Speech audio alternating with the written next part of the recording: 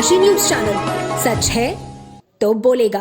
वाराणसी के महात्मा गांधी काशी विद्यापीठ में छात्रों द्वारा छात्रों के भविष्य से खिलवाड़ करने का आरोप लगाकर धरना प्रदर्शन किया गया।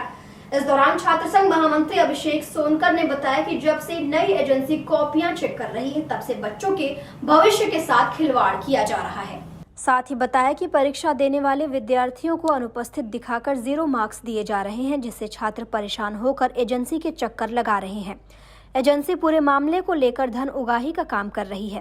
हमारी मांग है कि जब तक एजेंसी को बर्खास्त नहीं किया जाएगा, तब तक हम लोग धरना प्रदर्शन करते रहेंगे।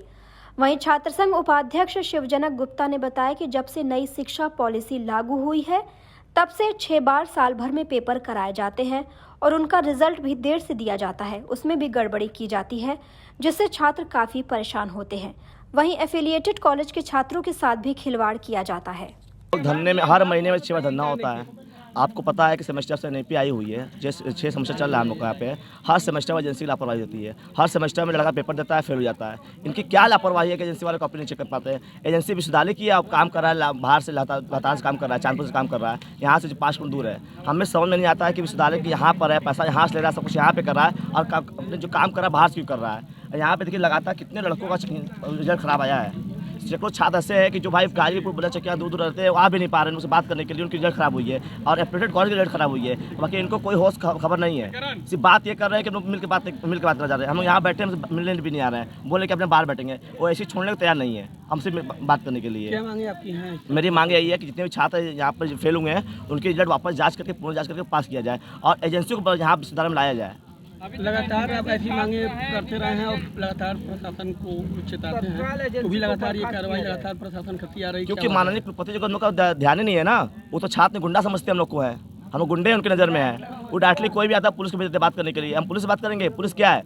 ये प्रशासनिक आदमी क्या हम लोग से बात करेंगे? टीचर है कि प्रोफेसर मुक्का है? और शिव डॉक्टर तो बोलने का भी तमीज नहीं है, कैसे बोला जाता है, बात किया जाता है। इन न परीक्षा नियंत्रक आते हैं, ना शिव डॉक्टर रजिस्ट्रार आते हैं, ना खुद प्रतिनिधि से बात करने के लिए आते हैं। जिनके कार्य क्षेत्र अभी नहीं करता बात करने के लिए, जिनके कार्य क्षेत्र नहीं उनसे बात करने के लिए आते हैं। हम लोग की मांग यही है कि भाई पढ़ाई एजुकेशन का माहौल, एजुकेशन की चीज़ें यहाँ पे हो, न कि बाहर की जो चीज़ें यहाँ चलती हैं खत्म हो जल्द से जल्द।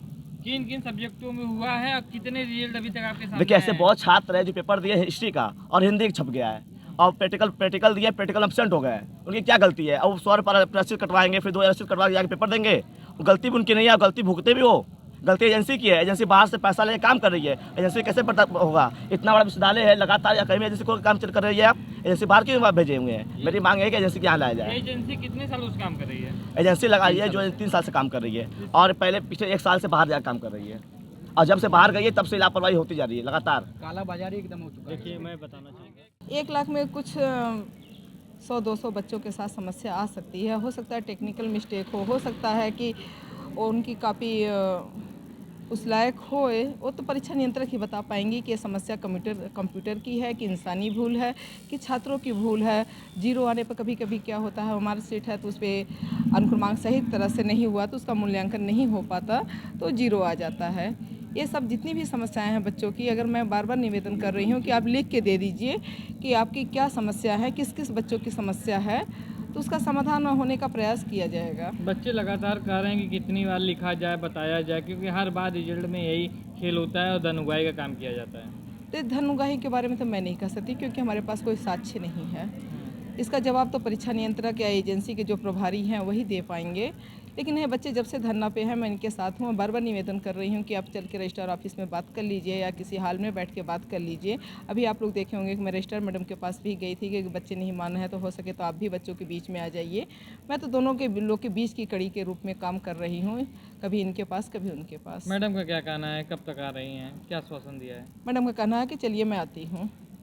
बच्चों का आरोप है कि जब से यहाँ से एजेंसी हटी है तब से ज़्यादा ये धन उगाही का कार्य कर रहे हैं।